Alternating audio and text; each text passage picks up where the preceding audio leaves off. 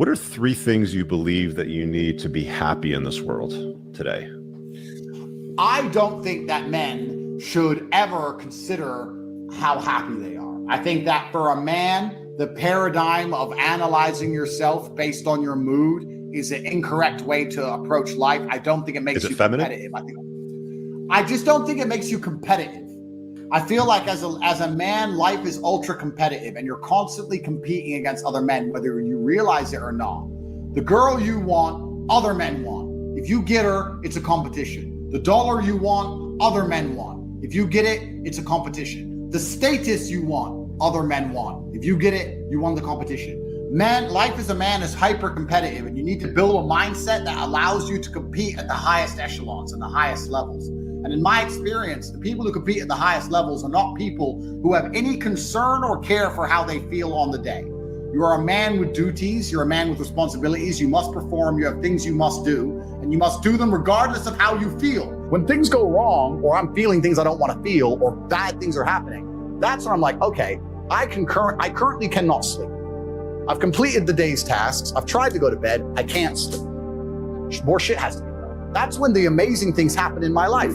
When I was heartbroken, everyone's been heartbroken. I can't remember a specific example. I hit the gym harder, right? If something goes wrong with your payment processor, that's when you get fucking inventive. That's business, right? That's when you get inventive. So all the bad things that happen to you as a man, if you're stoic, you get to take unlimited energy. Heartbreak is unlimited energy. So is depression. So is rage. So is sadness. All these negative emotions they tell you to collapse behind. You know you're supposed to go to the gym. You know you're supposed to train, learn how to fight. You know all these things. You don't do them. That's your decision. It's your prerogative. I didn't make that choice. I made the choice to do it all.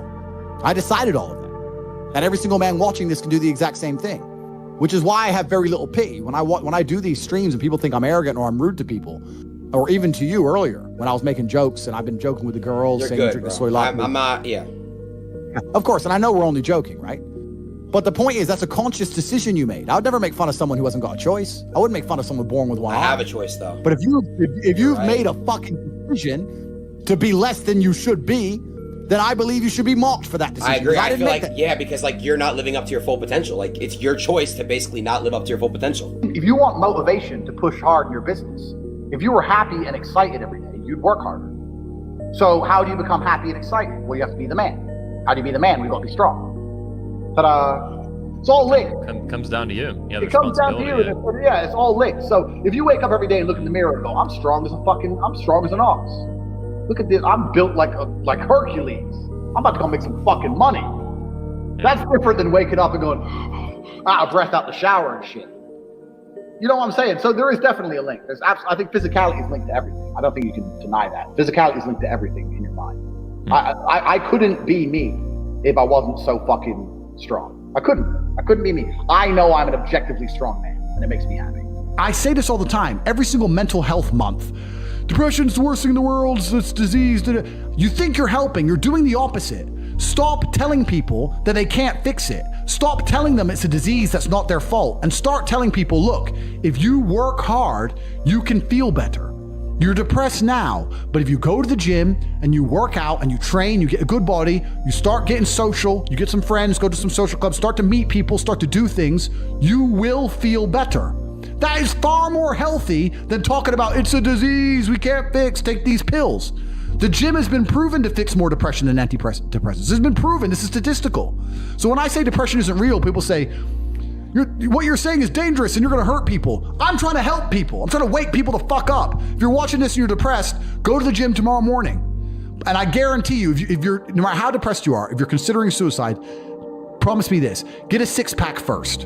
And by the time you got the 6-pack, you won't want to do it anymore. That's how it works. This is why not enough men are motivated enough. As soon as a woman she finds a man she can look up to and go, okay, you know what?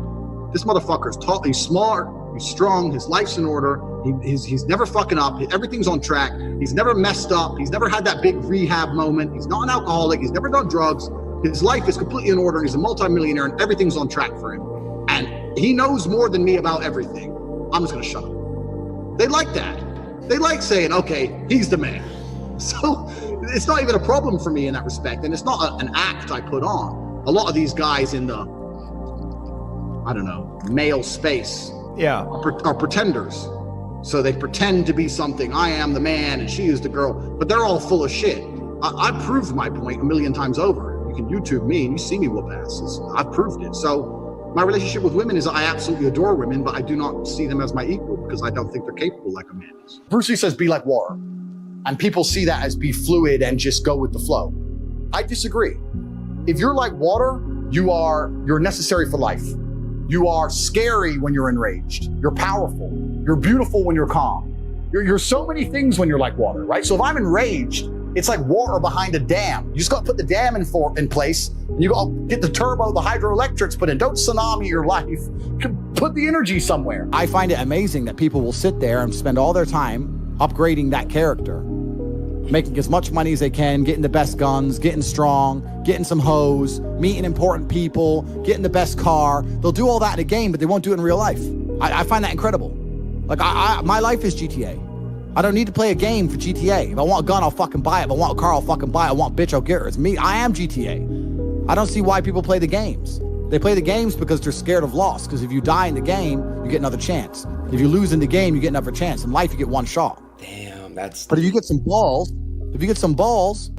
that's what life is as a game. That's what life is as a man. This is one big video game. You get to upgrade your character. You're not born with any value. All these women that you just put me on with are born with value. They're pretty already. They're gorgeous already. They're good looking enough. Even if they're a 5, someone's going to give a shit they exist because someone wants to fuck them. As a man, if you don't make yourself valuable, you have no value.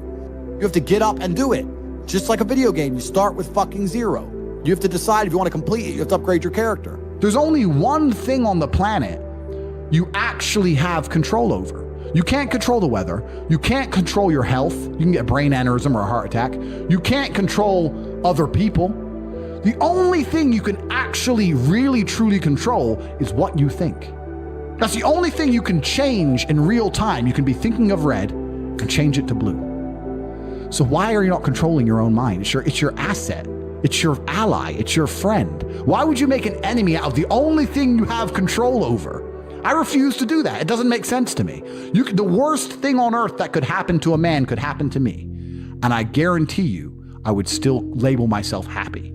I'm happy because that's who I am. That's how I view myself. That's what I've decided. You have the will to fight, the will to experiment, the will to succeed, and the will to fail, and then keep going and going and going. Is that accurate? That's absolutely accurate. I think another thing about fighting will teach you is that it's kind of all or nothing. So my view to money always was, I either want to be a multi-millionaire or I don't want to work at all.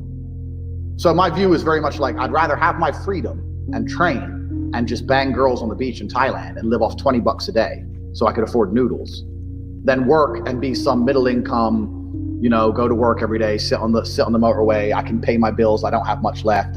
I'd rather, it was all or nothing for me. It's the same with fighting. You either win or you lose. I either wanted to have it all or I didn't want to play the game. I didn't want to play the game I didn't want to be in the middle. So for that, I was always prepared to do sacrificial shit. I was always prepared to go crazy or try a crazy idea because I had to pull something off. Like I got offered all the time. Hey man, you can come. I got offered in Oslo. You can come and you can train people at our gym and it's $3,000 a month and you get a free apartment. You get to live in Norway and there's hot girls and you get to hold pads and you can still train. And I was still like, no, I don't want to work. I still got a job. No, I don't want to fucking hold pads with some dickhead. No. Yeah. I want freedom. And freedom either comes from being completely broke or rich. One of the best things about money is I've managed to create my reality absolutely. I don't talk to anyone I don't want to talk to. If you come to me and say we can make $100 million, but I don't like your shirt, then you can get fucked. That's my life now. Because I don't need money and I don't like you. So that's who I am, right? So I've created my reality absolutely. And the number one thing I will not do is talk to negative people. I don't want to hear, I don't care what your story is. I don't care what happened. If all you do is complain, you are not around me because it is sticky. It's sticky to you. It's sticky to the universe. It leaves a residue. I don't want to hear it. Everyone around me is happy. And not only happy, we're the kind of people, if we're in a trench and we're getting shelled, we're laughing. Yep. We're like, missed! Woohoo! That's who we are. There's no such thing as too much masculinity if it's genuinely masculine. Genuine masculinity is not out here to hurt people. It's absolutely the opposite. It's out here to protect. And when bad things happen, they call traditionally masculine men. If you need a firefighter, you need a masculine man. When you call the police because of the problem you have, you want masculine men. And as soon as a woman or a man is in trouble, when you look for backup, you look for masculine men. And masculine men have a duty to provide and protect those they care about. We have a duty to do things we don't feel like doing because we know we're supposed to do them. And that's why we stayed in the Titanic and died. Those were masculine men. Where did you get your views about this from? This is what I grew up with. This is the family I grew up around. And Your father, your mother? Yeah, both? and the world I lived in. And I think a lot of the things I'm saying now about masculinity and how people should act in the world, how the world should function, were considered completely normal and accepted by everybody only 20 years ago. I think the world's just lost its mind.